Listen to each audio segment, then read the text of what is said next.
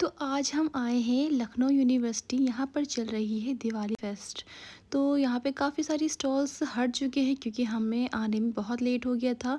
कुछ स्टॉल बचे हुए हैं, आप जैसा कि देख सकते हैं वीडियो में काफ़ी सारी स्टॉल हट चुके हैं। तो यहाँ पर ये देखिए हमने ज्वेलरी कुछ देखी, ऑक्सीडाइज ज्वेलरी थी और काफ़ी ज़्यादा बेहतरीन लगी मुझे। तो यहाँ पे मैंने उसे ख़रीद लिया और बहुत अच्छे प्राइस में उन्होंने दे दिया क्योंकि आज लास्ट डे था। तो यहाँ पे और काफ़ी सारी अच्छी चीज़ यूनिक चीज़ें आपको दिखेंगी, जैसे कि बेद का जो सामान होता है, चीज़ें बनी हुई हैं, बहुत प्यारी प्यारी बास्केट्स हैं और पॉट्स हैं और आप यहाँ पर रोटी रखने वाले डब्बे भी देख सकते हैं। और काफ़ी बड़ी स्पेस में फेस्ट लगी हुई है। अगर हम 1-2 दिन पहले आ जाते तो हमें काफ़ी सारी चीज़ें देखने को मिल सकती थी। जैसे कि अब ये आखिरी दिन है, सारे स्टॉल्स धीरे धीरे हट रही